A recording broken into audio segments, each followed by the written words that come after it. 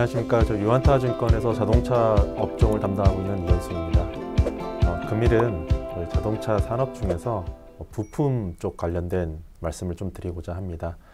자료 같은 경우에는 이제 완성차 부분과 이제 부품 쪽을 다 작성을 했는데요. 이제 금일은 부품 쪽에 대해서 좀 말씀을 드리도록 하겠습니다. 자세한 거는 내용 보면서 차트로 설명을 드리도록 하겠습니다. 방금 전에 말씀드렸다시피 완성차 부분은 제가 이제 따로 설명은 안 드리는데요. 완성차 같은 경우에는 국내 현대차, 기아 상반기 판매 대수가 상당히 좋습니다.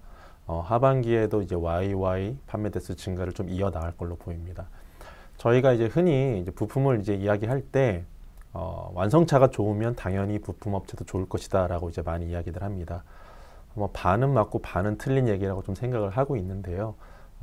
그러면 맞는 얘기는 어떤 거냐면 당연히 부품업체들 같은 경우에는 판매처가 완성차이기 때문에 완성차들이 판매를 많이 팔면은 부품업체들도 매출이 늘어나는 그런 성향이 분명히 있습니다. 하지만 그 매출이 늘어났다고 해서 부품업체가 이익이 늘어나느냐 그거에 대해서는 좀 고민해 볼 문제입니다. 자료에는 좀 나와 있지만은 현대차 기아 같은 경우에는 지난 2020년 코로나 이후에 21년, 22년 매출액과 영업이익률 다 좋아지는 모습을 보였습니다. 반면에 부품업체는 이제 차트로 말씀드리겠지만 조금은 다른 모습입니다. 네, 지금 보시는 페이지에 그림 34번 잠깐 말씀드리도록 하겠습니다. 그림 34번 보시면은 국내 대형 유통 부품업체라고 할 수 있는 현대 모비스, 그 다음에 한온 시스템, 그 다음에 HL 만도 이제 매출액 추이입니다. 3사가 상당히 유사한 흐름을 보이고 있습니다. 근데 이제 2016년, 17년, 18년, 19년 한온 같은 경우에는 M&A 이슈가 있었기 때문에 그걸 참고하시면 될 것 같고요. 좀 정체를 보이다가 코로나 이후에 21년, 22년 3사 다 매출액이 크게 증가하는 모습을 보입니다. 분기로 놓고 봤을 때도 오른쪽에 보시는 35번 차트 보시면 분기로 놓고 봤을 때도 등락은 다소 좀 있지만 전체적으로 우상향하는 그런 모습을 이제 보이고 있습니다. 이렇게 이제 매출액이 증가하는 데 따른 거는 이유는 무엇이냐면은 아무래도 이제 부품업체들도 원가가 있지 않겠습니까? 근데 이제 원가가 올라가면 당연히 이제 판매 가격, 여기 판가라고 많이 이야기하는데요. 판매 가격으로 전가를 시키려고 노력을 합니다. 그래서 원가가 올라온 부분을 이제 판매 가격으로 전가시키면서 이제 매출액이 올랐다라고 봐주시면 될 것 같습니다. 그럼 물가가 많이 올랐느냐? 여러분들 많이 체감하실 겁니다. 지난 2년 동안 물가가 상당히 많이 올랐습니다. 지금 보시는 거는 세계 인플레이션 지표인데요. 인플레이션이라는 게 이제 물가 상승률을 의미한다고 볼 수 있는데 크게 지난 수년 동안 2000년 이후에 3%에서 4% 그 레인지 안에서 움직였습니다. 근데 작년과 재작년을 놓고 봤을 때는 21년도에는 약 5%, 작년 같은 경우는 상당히 큰 폭으로 물가가 상승했다라는 거를 여러분도 이제 인지하실 수 있을 겁니다. 매출액이 앞서서 이제 부품업체들이 크게 증가한 걸 이제 보셨습니다. 그런데 이제 그 영업이익률을 한번 보겠습니다. 완성차 같은 경우는 제가 영업이익률이 크게 좋아졌다라고 말씀을 드렸는데요. 그럼 부품업체들도 매출액이 증가하면서 영업이익률이 증가했는지 한번 확인해 보겠습니다.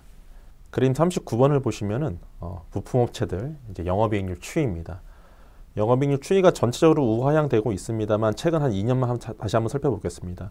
21년과 22년 놓고 보게 되면은 현대차나 기아 같은 완성차 업체들 같은 경우는 영업이익률이 좋아진 반면에 부품업체들은 이제 영업이익률이 떨어졌다라고 이제 보실 수 있을 겁니다. 매출액이 증가를 했기 때문에 영업이익률이 좀 떨어지더라도 절대적인 영업이익 규모는 유지하거나 아니면 조금 떨어질 수 있어요. 근데 영업이익률 자체가 이제 올라가지 못했다라는 거는 분명히 원가적인 부분들을 판가로 다 전가시키지 못했다라고 저희가 해석해도 되지 않을까 생각하고 있습니다. 방금 전에 인플레이션 지표를 봤는데요. 저희가 인플레이션이라는 건 이제 물가인데, 물가라는 게 여러 가지 이제 지표들이 있을 수 있지 않습니까? 식량이 될 수도 있고요. 아니면 기름이 될 수도 있고 있는데, 부품업체들이 사용하는 거는 저희가 커머디티라고 이제 이야기하고죠. 상품이라고 하는 그런 지표를 한번 보겠습니다. 물론 이 상품 안에는 부품업체들이 사용하는 그런 상품 외에 방금 전에 말씀드렸던 다양한 상품들이 들어가는데, 어쨌거나 지금 보시면은 이런 커머디티 가격 지수가 분기로 놓고 봤을 때 이제 코로나 이후에 상당히 많이 올라왔다가 지금 보시면은 작년 한 3분기 정도를 고점으로 해가지고 좀 떨어지고 있는 거를 좀 확인이 가능하실 겁니다. 그럼 이렇게 올라간 부분이 분명히 부품업체들의 그 원재료비죠. 원재료비에 부담을 줬을 거다라고 저희가 추정을 해볼 수 있습니다. 그럼 주요 원재료는 뭐가 있느냐? 조금씩 다르겠지만은 아무래도 이제 자동차에 들어가는 거다 보니까요. 이제 철강제나 뭐 알루미늄 같은 금속들이 많이 들어갑니다. 철강제 가격 같은 경우에는 41번 보시면은 코로나 이후에 이제 21년 고점 찍고 좀 떨어지는 모습이고, 알루미늄 같은 경우에는 좀 더 상승세가 좀 길었습니다. 그래서 22년 상반기까지는 상당히 가파르게 올랐다가 이제 22년 하반기부터 떨어지는 모습이다. 이 올라간 것들이 한 2년 동안 부품업체들의 원재료비 상승에 이제 주요 요인이 됐다라고 보시면 될 것 같습니다. 또 한 가지의 원가가 있습니다. 사실은 예전 같으면은 크게 중요하지 생각하지 않았던 그런 원가인데 물류비입니다. 물류비 같은 경우에는 저희가 뭐 고정비성으로도 많이 분류를 합니다. 원재료비 같은 경우는 이제 변동성이 좀 있기 때문에 변동비를 취급을 하는데, 물류비는 뭐 지난 수십 년 길게 놓고 봤을 때는 변동성이 크지 않았거든요. 근데 이제 보시는 그림 43번 보시면은 대표적으로 이제 중국 컨테이너선 운임지수입니다. 물론 이제 해상운임 같은 경우에는 뭐 여러 가지 운임지수가 있습니다만은 대표적으로 컨테이너선 운임지수를 한번 살펴보면 마찬가지입니다. 코로나 직후에 상당히 운임이 급격하게 증가한 게 좀 확인이 됩니다. 운임이 올랐다라는 거는 속된 말로 배싹이 올랐다라고 이제 보시면 될 것 같고요. 그럼 이 배를 이용하는 업체들 같은 경우에는 당연히 비용이 증가할 수밖에 없었다라고 보시면 될 것 같습니다. 해상 운임이 증가한 것뿐만 아니고 배 자체가 당시에 상당히 모자랐습니다. 그러다 보니까 선박으로 옮겨야 될 물건들을 항공으로 이제 옮기는 경우도 있습니다. 그러면은 당연히 항공료가 배보다 비싸겠죠. 그래서 그런 것들이 물류비를 전체적으로 끌어올리는 상황이었다라고 보시면 될 것 같고요. 이것도 마찬가지입니다. 작년 하반기부터 상당히 좀 해상 운임도 안정화되면서 지금 레벨 자체를 보시면은 코로나 전 수준까지 운임이 많이 빠져 있는 그런 상황이다라고 보시면 될 것 같습니다. 대표적으로 이제 현대모비스, 그다음에 한온시스템의 이제 물류비 한번 보시면은 절대적인 물류비를 볼 뿐만 아니고 매출액 대비 물류비 비중이 어땠나, 이것도 되게 중요하죠. 왜 그러냐면은 뭐 매출이 올라가면 자연스럽게 물류비는 따라 올라갈 것이고, 매출이 떨어지면 자연스럽게 이제 물류비는 떨어지는데, 그 안에 이제 퍼센티지로 한번 살펴보겠습니다. 퍼센티지 놓고 보게 되면 현대모비스 같은 경우에는 뭐 지난 수년 동안 1% 중반 내외에서 움직였습니다. 근데 21년, 22년 물류비에 대한 비중이 상당히 많이 올라온 게 확인이 되고 있습니다. 이건 한온시스템도 마찬가지입니다. 상대적으로 놓고 봤을 때 지난 18년, 19년, 20년 대비 21년, 22년에 상당히 많이 올라왔다. 이게 확인이 되고 있는 그런 차트입니다. 물류비가 올라감에 따라서 이제 원가가 많이 올랐는데요. 대략적으로 앞서서 보신 그런 원재료비라던가 물류비 같은 경우에는 바로바로 이제 반영되는 것도 있고 좀 후행해서 반영되는 것도 있습니다. 원재료비와 물류비의 어떻게 보면 피크가 작년 2분기 또는 3분기 이제 그 정도가 피크였습니다.